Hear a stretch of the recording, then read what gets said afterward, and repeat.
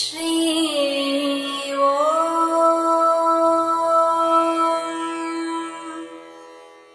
ஸ்ரீ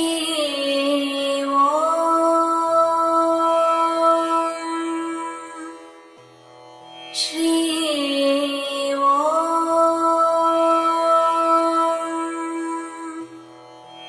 ஸ்ரீ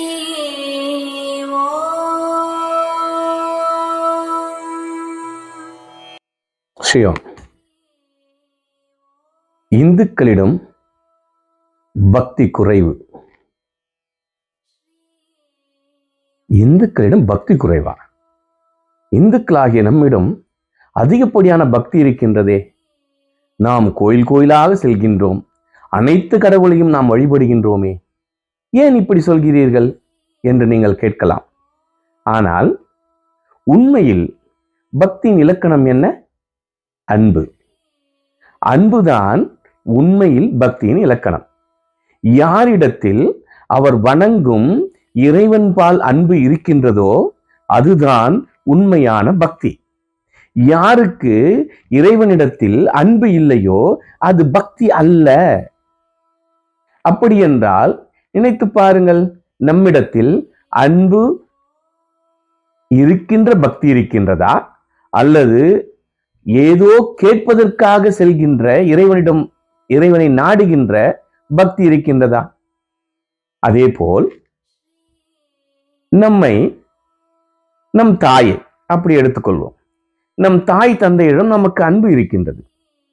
ஏன் தந்தையை விட்டாலும் நிச்சயமாக ஒவ்வொரு மனிதனுக்கும், ஒவ்வொரு பெண்ணாக இருக்கட்டும் அல்லது ஆணாக இருக்கட்டும், நிச்சயமாக பெற்றவளின்பால் அன்பு இருக்கும் அல்லவா?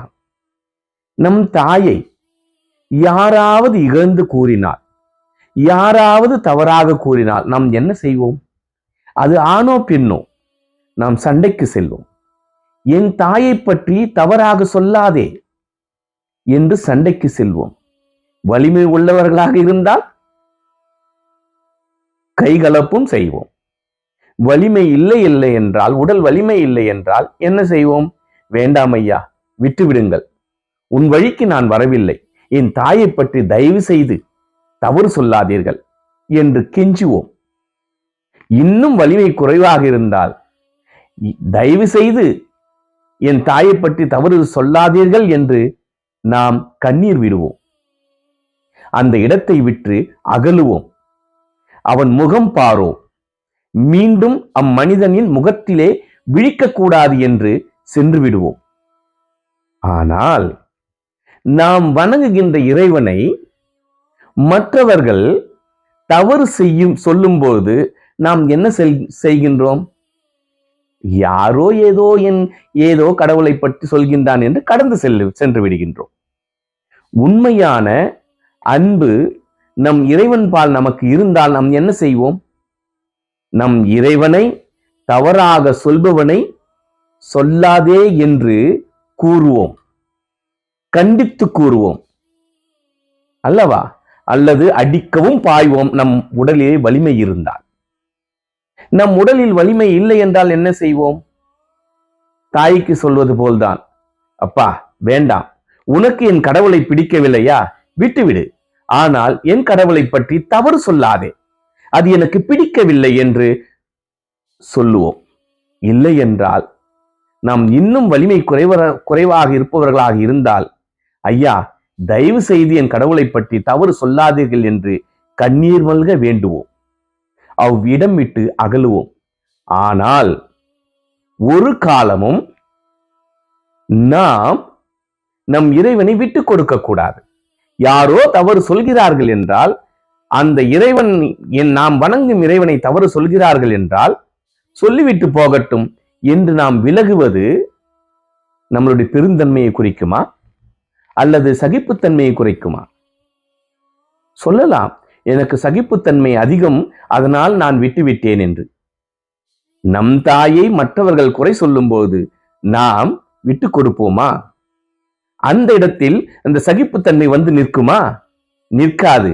ஏனென்றால் அது என் தாய், என்னை இவ்வுலகிற்கு ஈந்த தாய். அவளை தவறு கூறினால் அது என்னை தவறு கூறுவதாக அர்த்தம். என் பிறப்பை தவறு கூறுவதாக அர்த்தம் என்கின்ற எண்ணத்தினிலே நாம் சண்டைக்கு செல்கின்றோம், அல்லது அவ்விடம் விட்டு அகலுகின்றோம். அவரை நாம் சொல்கின்றோம் வாயை மூடு என்று. ஆனால் இறைவனை மற்றவர்கள் தவறு கூறும்போது மட்டும் எனது இல்லை என்று நாம் விலகுகின்றோம் என்றால் உண்மையில் இந்துக்களுக்கு நமக்கு பக்தி இருக்கின்றதா? இறைவன்பால் அன்பு இருக்கின்றதா?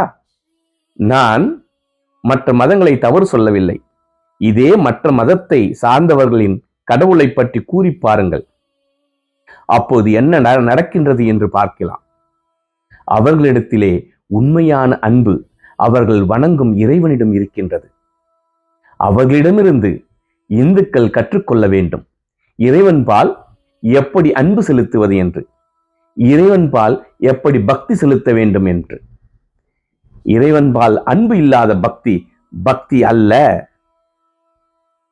எனவேதான் நான் கூறுகின்றேன், இந்துக்களிடம் பக்தி இல்லை என்று.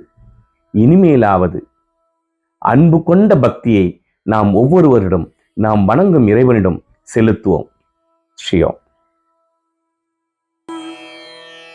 ஸ்ரீ